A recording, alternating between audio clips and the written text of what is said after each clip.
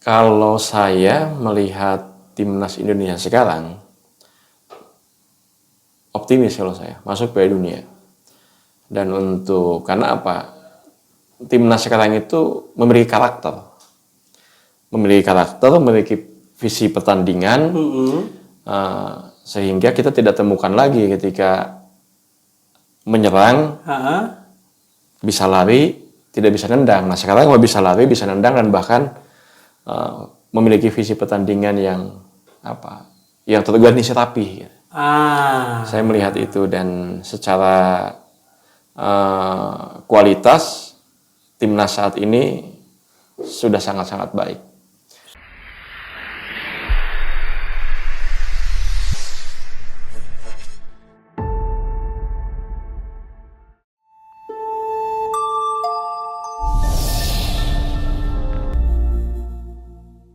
Assalamualaikum warahmatullahi wabarakatuh. Selamat datang kembali di Bagus Podcast. Hari ini kita podcast weekend, edisi khusus ngebahas soal dunia sepak bola dan peluang timnas Indonesia menuju Piala Dunia 2026. Kami hadir dan mengundang khusus ini salah satu supporter militan timnas Indonesia yang ada di Banten. Kita sapa dulu. Assalamualaikum, Gus Koper. Waalaikumsalam, Bung Saptol. Asik. Kaosnya udah jersey timnas ini. Merah kita. Merah. Udah pernah dibawa ke GBK ini? Oh iya, kalau ke GBK pakai jersey merah karena instruksinya kan memerahkan Gelora Bung Karno. Ini Pak Arif atau kami para jurnalis akrab menyapanya Gus Koper, salah satu supporter timnas paling militan. Gus, kalau ngomongin timnas Indonesia ini kan lagi heboh-hebohnya, apalagi baru kemarin kita menang atau kemenangan perdana lawan Arab Saudi. Raih 3 poin. Di grup C kita sudah ada di peringkat ketiga. Nah, kan rame banget nih, sudah banyak yang merasa ketika timnas menang lawan Arab Saudi sudah berasa kita akan masuk ke Piala Dunia. Nah ini butuh analisa dari yang ngerti dan paham betul situasi pertimnasan. Kalau analisa Gus Koper, kita sudah 6 kali main dapat poin 6, 3 kali seri, 2 kali kalah, 1 kali menang. 3 kali imbang, 3 poin, kita hilang 2 pertandingan, kalah sama Cina dan kalah Jepang, menang lawan Arab Saudi. Berarti sisa 4 pertandingan. 2 kandang, 2 tandang. Nah, analisa Gus Koper, seberapa tinggi peluang timnas Indonesia bisa lolos ke Piala Dunia, atau paling ideal mentok di finish urutan keberapa di grup C ini? Kalau saya melihat timnas Indonesia sekarang, optimis kalau saya masuk Piala Dunia. Dan karena apa? Timnas sekarang itu memiliki memiliki visi pertandingan, sehingga kita tidak temukan lagi ketika menyerang, bisa lari, tidak bisa nendang. Nah sekarang bisa lari, bisa nendang, dan bahkan memiliki visi pertandingan yang terorganisir rapi. Saya melihat itu, dan secara kualitas timnas saat ini sudah sangat-sangat baik. Sudah bisa bicara lah, kalau saya sih di tingkat Asia kita sudah bisa bicara, karena hasil dengan 6 poin ini kan dari yang ketiga sampai ke 6 sama poinnya tuh. Betul. 6 sama. Cuma kan kita punya peluang lawan Bahrain sama Cina kan. Kalau kita bisa maksimal di situ, dapat 6 berarti 12 kan. Dan misalnya bisa curi poin lawan Australia, bisa 13. Oke. Ya kan. Ya mudah-mudahan dengan Jepang juga kita bisa seri, karena kan kita harus punya harapan. Kenapa timnas bertahan sampai sekarang? Karena timnas Garuda dan kita punya harapan. Artinya bahwa kemenangan kemarin lawan Arab Saudi itu kunci. Kunci. Artinya mental para pemain timnas kita juga akan Iya, lebih baik. membangkitkan seluruh republik ini kalau menurut saya. Kemenangan lawan Arab Saudi itu kita apa namanya? Ya timnas menjawab apa namanya kritikan selama ini ya. Dijawab kemarin bahwa mereka bisa. Mampu loh. Arab Saudi bisa ngalahin Argentina 2-1 kan. Kita bisa ngalahin mereka 2-0. Wah. Iya enggak? Iya. Tapi kalau lihat euforianya Pak Arif, apa yang membedakan timnas di era STY selain bisa lolos Piala Asia kemudian ikut kualifikasi Piala Dunia dengan timnas-timnas terdahulu? Apa yang beda? Kalau di mata saya, kecintaan saya ke timnas nggak pernah berubah. Saya masih ingat tuh kelas 3 atau kelas 3, kelas SD loh ya. Itu kelas 3 itu saya tahun berapa itu. Itu saya suka mengkliping pemain-pemain timnas Indonesia. Yang di koran? Yang di koran itu di tabloid bola. Terbit Jumat. Itu ada Dede Sulaiman, terus Ruli Nere, terus kemudian penjaga gawangnya Hermansyah. Yang ada bonus posternya itu. Bonus posternya kalau nggak salah itu. Ada, nah itu tuh suka di clipping tuh sama saya tuh. Banyak clippingan apa timnas Indonesia. Waktu saya kecil ya, terus berkembang saya. Ya sampai sekarang terus mengikuti timnas ya. Menemukan puncak prestasi kita ya hari ini karena kita tembus sampai ke kualifikasi Piala Dunia hari ini kan, dan kita punya asa dengan sekarang di peringkat 3. Nah, asa itu saya pikir mempersatukan bangsa ini untuk timnas kita bisa tampil di pentas dunia. Dan membuktikan bahwa kita bisa menjadi kita di sepak bola itu bisa sejajar dengan bangsa-bangsa di Asia. Kita bisa sejajar. Kami kan kalau para jurnalis mengikutinya dulu konon katanya Indonesia timnasnya macan Asia. Ketika Saprol di generasi saat itu Bambang Pamungkas yang paling viral di generasi Saprol, kemudian disebut macan Asia juga kita nggak pernah ke Piala Dunia mewakili Asia, dan sekarang harapan itu sudah ada di depan mata. Ya. Artinya nggak kurang-kurang dukungan supporter, dukungan rakyat terhadap timnas sejak dulu. Enggak, kalau saya ngelihat nggak pernah berkurang. Bahwa masyarakat Indonesia memberikan saran, kritik segala macam, ya itu karena wujud kecintaan aja. Kalau saya melihatnya semua orang mencintai timnas Garuda ini. Termasuk mereka yang nyinyir-nyinyir itu. Kalau saya berpandangan positif, mereka juga mencintai timnas Garuda. Saking cintanya. Dengan perspektif yang lain, dia tetap ingin menjaga Garuda. Cuma kan kita juga harus tetap melihat diri gitu bahwa ya misalnya kalau dengan Jepang ya harus realistis gitu. Jepang sudah terpola dari dulu, dan kalau kata yang kemarin pas ke GBK ya supporter Jepang sudah merasakan tempat duduk di setiap stadion di seluruh dunia gitu kan. Iya. Kalau kita kan akan mulai hari ini gitu. Mulai hari ini kita bisa melihat timnas kita main di Australia, di Jepang, di Cina dengan kompetisi yang sesungguhnya gitu. Kita bisa pergi ke negara orang dengan membawa prestasi kita. Kenapa kita sampai sekarang? Ya karena kita punya kemampuan untuk sejajar dengan mereka. Saya pikir itu. Artinya untuk level Asia ini momentumnya. Untuk Indonesia bisa mewakili Asia di Piala Dunia. Tapi repot juga kan, cinta itu buta. Para supporter kita juga kadang-kadang ini agak riskan nih. Kalau timnasnya kalah, habis tuh dibully. Nah, jadi mereka nggak terima setiap timnas kalah. Meskipun tadi kata Pak Arif bahwa ya harus mengukur diri ketika lawan Jepang, ya wajar misalnya timnas masih belum bisa memenangkan atau mengalahkan lawan Jepang. Artinya nyinyiran makin banyak. Pujian memang ketika menang ya pujinya juga berlebihan.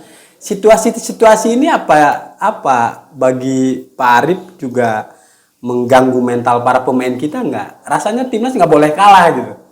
Kalau saya sih melihat kemarin dari pemain-pemain kita bahwa tekanan ada, bahwa tekanan ada, secara psikologis ada, tapi saya melihat sih mereka bisa mengatasi itu.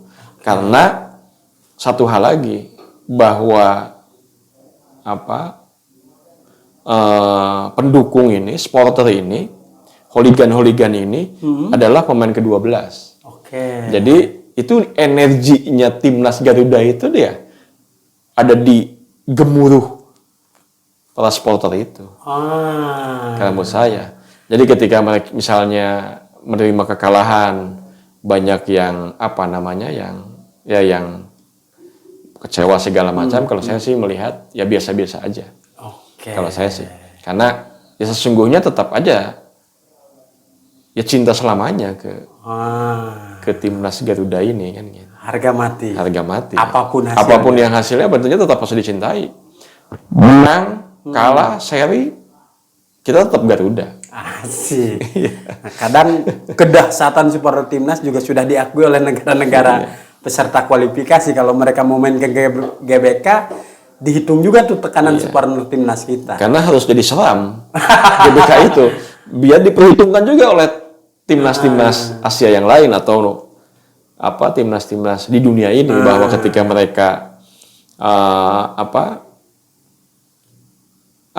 merasakan rumputnya GBK, dia harus menerima, ya harus bergetar karena dengan yel-yel dari teman-teman supporter kita yang 90 menit tidak pernah berhenti memberikan dukungan kepada timnas Indonesia. Itu aja kan. Ya kalau datang ke GBK kan kita ikut dengan yel-yel teman-teman di GBK kan, ada Ultras, ada Lagrande kan. Ya kita ikut berkeringat, membantu, mendoakan, memberi semangat teman-teman pemain timnas kita ya yang sedang bertanding. Kelebihan jadi tuan rumah itu kan itu.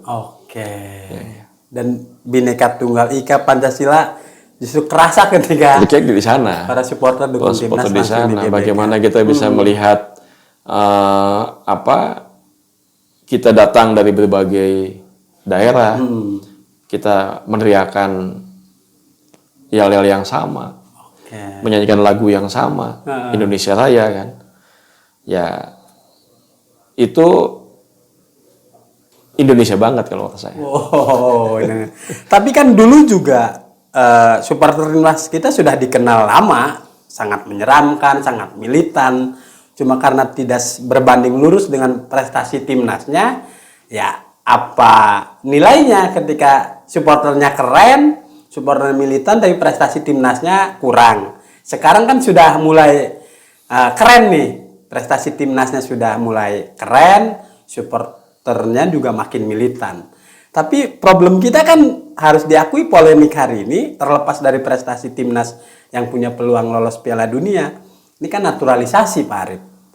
Jadi ada orang yang nggak hebat-hebat amat menilai Sintayong karena materi pemainnya mayoritas adalah naturalisasi, pemain keturunan. Gimana perspektif Pak Arif menilai pro kontra soal naturalisasi? Kalau saya melihat naturalisasi nggak ada masalah. Karena kenapa? Mereka itu berdarah Indonesia. Anggap mereka pulang ke kampung halaman. Kalau saya sih itu saja. Mereka pulang ke kampung halaman, kemudian mereka punya skill, punya kemampuan, terus kemudian kemampuan itu dipersembahkan untuk tanah airnya, untuk rumahnya. Ya sah-sah saja. Kalau menurut saya sih nggak ada masalah, karena naturalisasi itu kan mereka ingin pulang ke Indonesia, ada jalannya naturalisasi, ya mereka pulang. Gitu. Kalau saya sih di sisinya itu. Nah, soal misalnya bahwa kompetisi kita juga harus baik, harus ditata dengan baik, itu iya. Bahwa kompetisi di kita juga harus maju sehingga bisa melahirkan pesepak bola yang ya sudah memiliki skill dan bertaraf internasional sekarang ya. Dan bermain di klub-klub elit Eropa, tentunya itu impian dari semua pemain bola kita. Dan ketika mereka teman-teman dari naturalisasi itu, kalau saya sih ngelihatnya ya mereka menemukan jalan pulang gitu aja.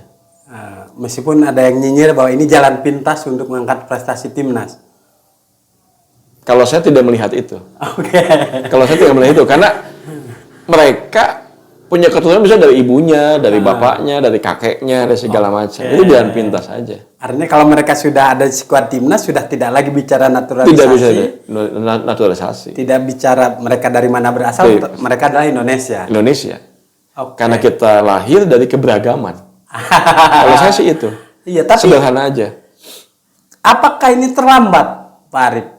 Kenapa kita nggak memulainya sejak dulu? Karena juga bicara pemain naturalisasi, timnas-timnas elit di Eropa juga kan melakukan sudah lama. Apa terlambat atau apa? Sudah bagian dari kritikan dengan liga domestik kita? Kalau saya momentumnya dapat sekarang. Itu aja sih. Kan kita pernah juga dulu.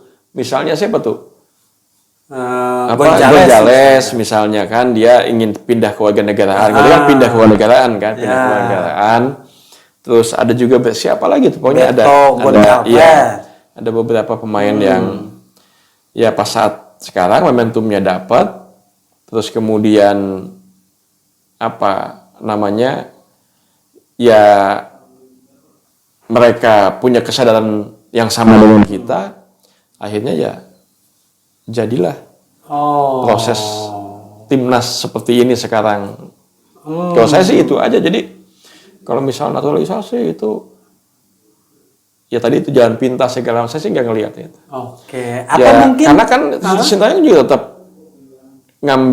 memanggil pemain-pemain kita juga yang ada di sini.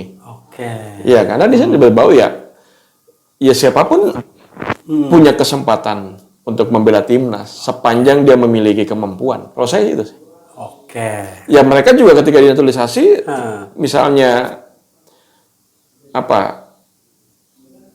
penampilannya tidak baik juga kan tidak juga diturunkan. Gitu. Kalau saya sih ngelihatnya itu. Artinya negara sekelas Spanyol yang pernah jadi juara dunia, termasuk Italia juga. Hal ini sudah lama. Mereka juga Camoranesi kalau nggak salah tuh dari Italia kan, berdarah Argentina juga kalau nggak salah. Artinya bahwa pro kontra soal naturalisasi dan pemain lokal atau lokal upgrade itu ketika sudah berbicara timnas harusnya sudah selesai. Sudah selesai. Kalau saya sih selesai. Berarti ini kerennya manajemen atau pengurus PSSI yang baru. Karena kan nggak mudah. Keturunan Indonesia yang bermain di Eropa nggak sembarang alasan mereka, gue mau dong bela timnas gitu. Jangan-jangan zaman dulu mungkin sudah ada ide ini, tapi dari pemain keturunan yang berprestasi di liga elitnya yang nggak mau bela timnas. Iya bisa jadi memang ini kehebatan pengurus PSSI mungkin ya melakukan lobby yang baik, yang bagus, karena kan Pak Erick Thohir pernah di Inter Milan kan. Betul. Artinya jadi dia secara psikologis dan secara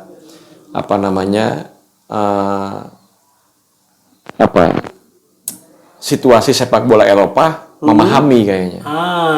Artinya ada figur Pak Ketua PSSI juga. Pak Erick Thohir juga kalau saya sih. Apalagi kita kan mau mendatangkan oleh Romani kan, artinya ini striker di klub Belanda yang luar biasa. Artinya nggak mungkin dia tiba-tiba mau ganti kewarganegaraan meskipun punya darah Indonesia kalau prestasi timnasnya juga atau pengurus PSSI-nya nggak profesional kan. Tapi enggak, saya dengar dia mah pernah ditanya kemarin juga pas kalah sama Jepang tetap bikin. Luar biasa ya. Artinya Karena kalau ya kita boleh punya mimpi kan. Kita bisa lolos ke Piala Dunia, kemudian kita juga harus punya mimpi atau harus punya target. Ya. Kita bisa jadi juara Asia. Oke. Yunani juga kan dulu juara Eropa kan. Betul, betul. Nah, setelah Portugal kalau tidak Iya. salah. Tapi kita lebih ke dalam soal naturalisasi. Pro kontra ini kalau bagi kami perspektif jurnalis masih wajar. Satu ya kecintaan kita terhadap timnas sesungguhnya. Tapi peluang setiap provinsi punya perwakilan di timnas semakin kecil. Kita ada 38 provinsi. Timnas itu kan hanya 27, 25, sampai 30 lah yang dipanggil. 23. Artinya sulit kita ada atlet sepak bola dari Banten bisa lolos timnas. Ada atlet dari Jawa Barat bisa lolos timnas misalnya. Dengan situasi yang pemain naturalisasi saja tidak semuanya dimainkan. Mereka yang pindah ke warga negaraan, kemudian disumpah, kemudian jadi WNI, dan diproyeksikan untuk bela timnas ketika dia underperform, dia juga nggak masuk skuad utama. Mimpi anak Banten bisa masuk timnas, mimpi anak Papua bisa masuk timnas, apakah terhalang dengan program naturalisasi ini? Enggak kalau saya. Kalau saya enggak. Memiliki peluang yang sama. Ketika semua bisa konsisten, memiliki kemampuan yang cakap, skill yang baik gitu. Oke. Kemudian fisik yang oke ya, dia bisa bersaing kalau saya. Karena kan jangan lupa juga kemarin juga gol ke Arab Saudi, kemenangan kita bisa meraih 3 poin kan dari Marcelino. Wong arek Surabaya. Iya kan? Dari Jawa Timur maksudnya ya semua punya peluang yang sama sih kalau saya. Ya justru disitulah lebih kompetitif. Oke. Iya kan? Jadi siapapun yang bisa masuk ke timnas adalah para kesatria. Ini Iya cakep kan? nih. Iya. Artinya justru ini ya karena semakin ya mereka harus digembleng atau ditempa oleh gelombang yang ganas lah kalau saya. Biar mereka lahir menjadi pesepak bola yang handal. Tidak bermental cengeng lah. Nah makanya ya kompetisi. Ketika lu mampu, lu bisa. Tapi kamu tidak memiliki kemampuan, ya nggak bisa masuk. Karena hanya para kesatria yang bisa masuk ke timnas. Tapi harapan besar kita kan hadirnya para naturalisasi ini di timnas juga membangkitkan semangat para pesepak bola di daerah-daerah. Artinya ada ilmu yang bisa dibagi oleh mereka ke pemain-pemain lokal. Termasuk juga persepak bolaan di Banten. Nah ketika timnas kita lagi bagus euforianya, mulai berprestasi, bahkan berpeluang lolos ke Piala Dunia, Sapro nggak bisa ngebayangin kalau kita tahun depan nih 4 pertandingan sisa kita bisa lolos ke Piala Dunia, bagaimana hebohnya rakyat kita. Tapi menyongsong tahun 2026 berarti ya. Tapi kalau kita kaitkan bagaimana ini prestasi timnas yang sudah keren bisa juga mendorong prestasi persepak bolaan terutama yang ada di Provinsi Banten. Apa yang mesti para pengurus PSSI-nya di Provinsi Banten bisa mengambil momentum juga nih? Ayo dong, misalnya di Banten juga harus lahir lagi nasuha-nasuha yang baru. Kamu saya sih ya ketika timnas kita prestasinya sudah sampai tahap ini nih ya, yang kita memiliki kebanggaan bersama, bukan hanya di meningkatkan gairah sepak bola lagi. Oke. Seperti UMKM atau ini juga kan kedongkrak misalnya. Sekarang semua orang cinta dengan jersey atau timnas Garuda kan. Semua pada beli kita ngapain pakai kaos-kaos bola negara lain atau tim lain, ya kita pakai kaos timnas Indonesia kan, yang betul. ya kita punya kebanggaan. Nah untuk di Banten saya lihat ya kalau mau maju misalnya ya diperbanyak pertandingan-pertandingan bola sehingga nanti putra-putra terbaik kita bisa masuk ke klub-klub yang main di Liga 2 misalnya ke Liga 1 kan gitu. Ya, dan PSSI melakukan pembenahan di maksudnya kan gini, di liga-liga ini kita nonton bola ini sama ini kan kita punya kekhawatiran tuh. Wah, ini rusuh nih ujungnya nih. Wah, ini gimana gitu. Tapi kalau kita nonton timnas kan ke GBK saya nggak pernah punya kekhawatiran gitu. Nah, tapi artinya kan mudah-mudahan dengan keberagaman yang ada di GBK ini bisa menjadi virus yang baik bagi para supporter di seluruh Indonesia. Sehingga mereka ketika mendukung klubnya masing-masing itu adalah bagian dari ketika dia mendukung klubnya masing-masing itu menjadi bagian kecintaan dia kepada Garuda. Sehingga ketika dia ketemu dengan supporter yang lain juga ya bahwa itu bagian dari saudara kita. Gitu. Jadi tidak ada lagi misalnya ego sektoral, ego masing-masing bahwa kita tetap sama.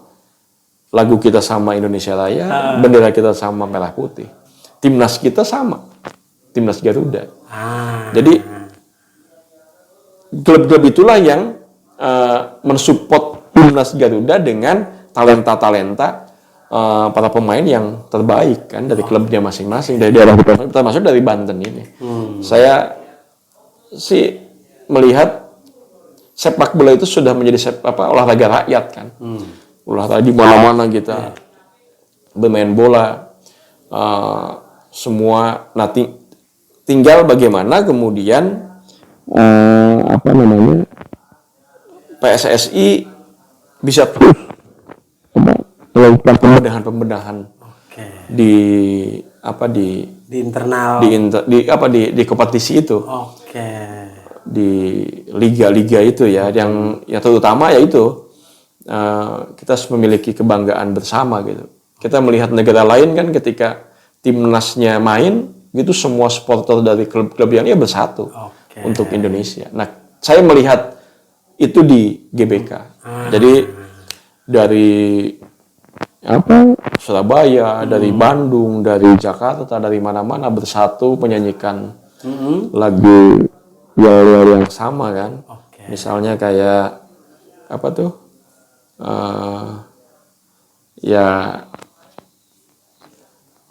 kami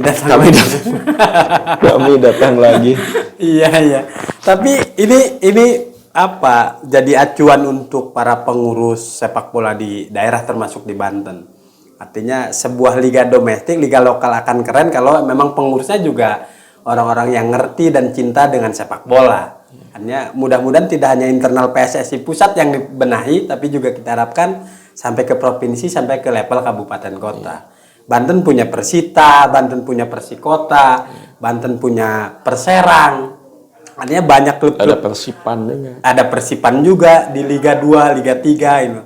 Artinya kita juga nggak kekurangan SDM dan nggak kekurangan supporter yang militan di daerah yang nantinya akan dukung timnas. Tapi ini juga harapan kita ke depan misalnya memungkinkan tidak ada atlet sepak bola dari Banten bisa bela timnas. Gimana peluang untuk seperti itu, Pak Arif? Kalau saya sih tinggi karena dulu kita pernah punya Nasuha kan yang masuk ke timnas. Ilham Jaya Kusuma.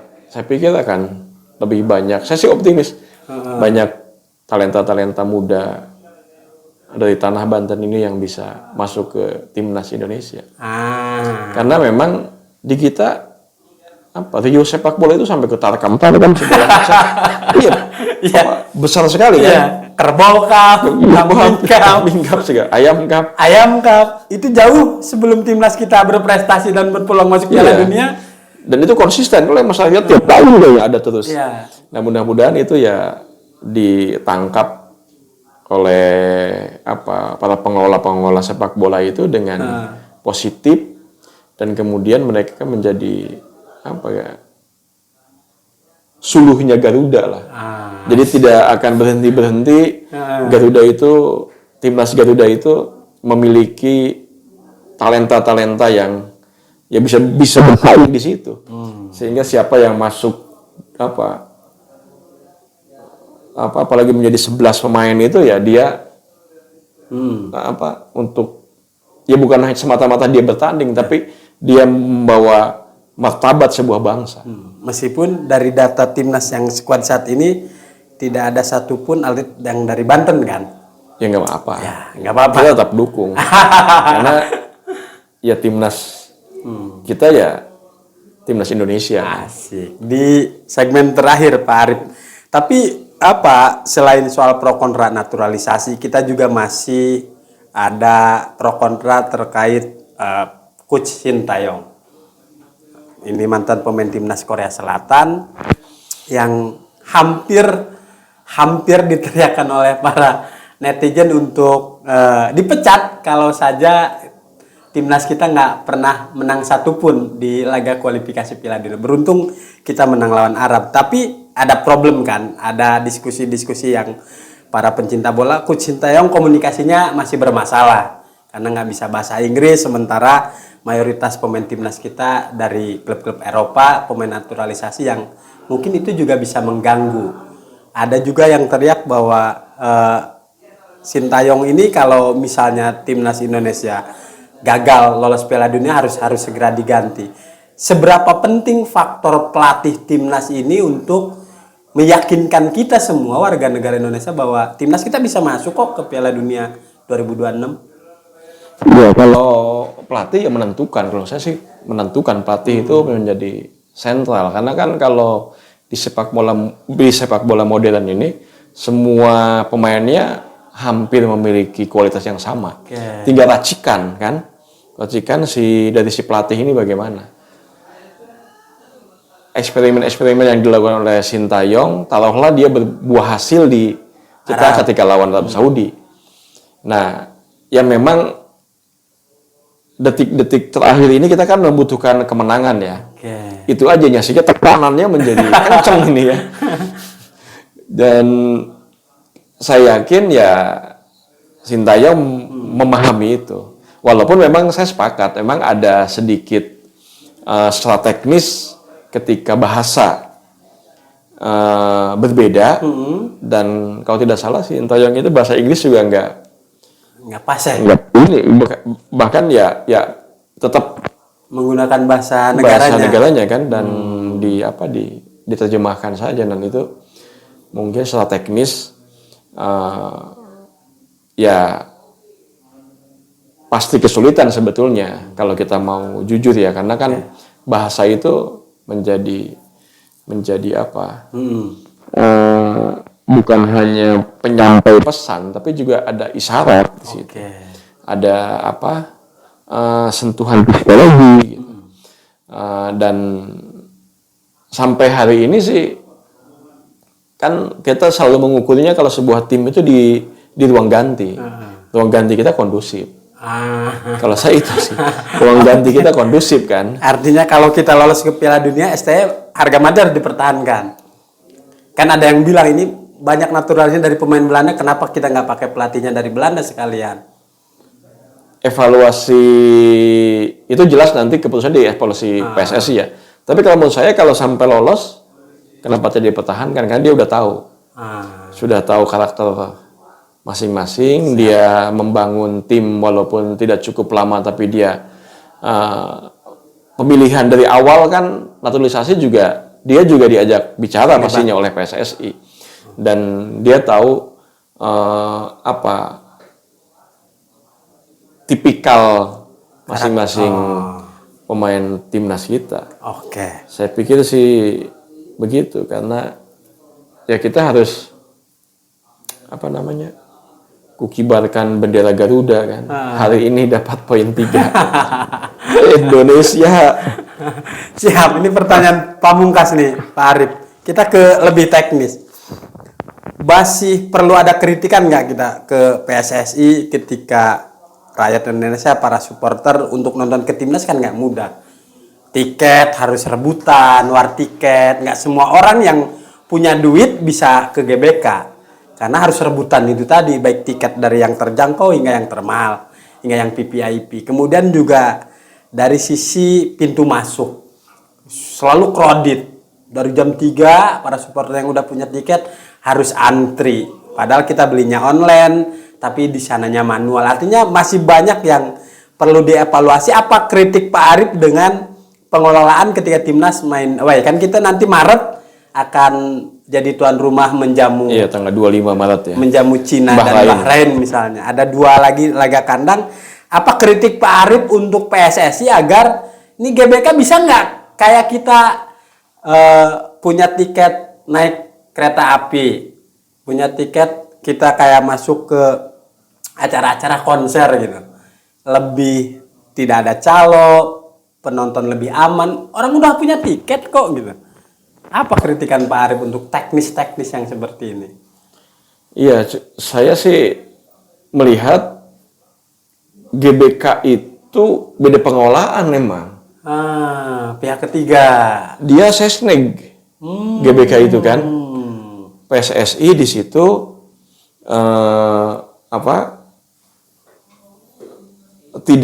bukan pengelola. Ya. Setelah dia yang menggunakan GBK itu gitu.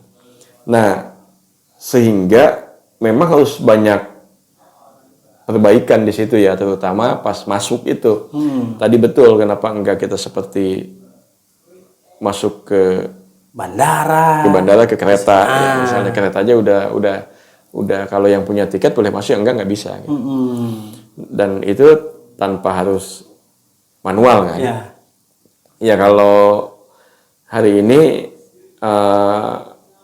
kalau saya sih ya itu aja di antrian aja. Mungkin kan tidak bisa juga seluruh masyarakat Indonesia datang ke GBK karena kan kapasitas juga. Nah, dengan kapasitas ini harusnya bisa disiasati bahwa jam masuk ke GBK-nya juga harus agak diperlebar. Jangan misalnya mepet sehingga orang ketika sudah dekat pertandingan masih banyak antrian di luar. Malah pas lawan Australia itu kalau nggak salah banyak banget di luar itu yang belum bisa masuk, sementara pertandingan sudah ke babak kedua. Padahal mereka punya tiket. Nggak tahu saya kalau soal punya tiket enggaknya nggak tahu. Tapi paling tidak karena ya tadi itu kata Bung Saprol itu, iya semangat gemuruh untuk timnas tinggi ya memang manajemen PSSI dan GBK harus memperbaiki pelayanan itu. Jangan sampai orang datang ke situ ya di sisi teknisnya masih mengalami kekurangan. Kayak misalnya saya melihat sih di toilet juga ya. Harusnya itu juga masih perbaiki. Soal karena memang banyak orang sih ya. Dan juga ya itulah. Tapi kalau kekhawatiran ketika nonton, wah ini kalau di sisi saya sudah nggak ada. Masih banyak supporter yang ngerokok di dalam GBK kan? Nah kalau itu ya kalau bisa sudah tidak merokok lah, karena kan ya ketika dia merokok ya ini kan hak saya, tapi ada hak orang lain juga yang artinya, mungkin di situ juga orang ya harus saling menghargai aja lah. Artinya kan ini butuh ketegasan panitia. Artinya bukan antar supporter yang nanti kisru. Lu jangan ngerokok, lu ini kan. Kritikan-kritikan untuk keamanan itu. Untuk ketegasan dari penyelenggara harus tugas kita saling menghargai. Nah, masa timnasnya mau masuk Piala Dunia, pengelola ininya masih belum baik gitu. Dan satu lagi kita harus mencontoh yang baik dari timnas, dari supporternya timnas Jepang atau timnas Nippon itu. Ya mereka setelah pertandingan memungut sampah kan. Jadi tidak hanya Tidak militan. hanya militan, tapi dia menjaga kebersihan di sekitarnya dia juga. Negaranya berprestasi di sepak bola, budayanya juga keren. Nah, saya ke depan sih berharap supporter kita bisa seperti itu dan dimulai dari kita sendiri. Bahwa kita ke GBK jangan bawa sampah, kalaupun bawa sampah kita bawa tempatnya dan kita bawa masing-masing ke tempat sampah lagi, buanglah sampah ke tempat sampahnya. Jangan sampai karena kita merasa ini ada pengolahan, kita udah bayar tiket sehingga kita sembarangan membuang sampah, meninggalkan sampah di tempat duduk GBK. Tapi kita harus jaga bersama karena ini milik kita. Dan nyampah itu nggak budaya Indonesia banget sesungguhnya. Nah, paling pamungkas untuk tiket lawan Tiongkok, untuk tiket kita lawan Bahrain, apakah tarif harga tiket supporter untuk nonton ke GBK kemahalan, Pak Arif? Atau perlu kita teriakan, suarakan agar harganya lebih terjangkau? Kalau saya sih sudah kemarin itu 280 kan? Yang paling murahnya. Ya, yang di tribun atas itu ya. Cukup sih kalau kata saya. Cukup, artinya. Cukup. Ya kan kata Pak Erick Thohir juga, ya ini tidak kita punya prestasi juga kan ya, kita butuh melakukan penghargaan ke para pemain dan kepada pengelola bahwa ya tidak sedikit juga biaya yang kita keluarkan untuk keberhasilan timnas kita ini. Oke, dulu kan kalau orang mau nonton timnas cuma 100.000 dapat tiket yang paling murah. Itu kan dulu. Sekarang kan beda. Oke. Sih beda dan sudah sesuai soal tarif. Kalau saya sih sudah sesuai. Nggak terlalu mahal juga gitu ya. Ya maksudnya ya kan gini, GBK itu kapasitasnya sekitar yang bisa di ini kan 70-an paling kan, 70 ribuan.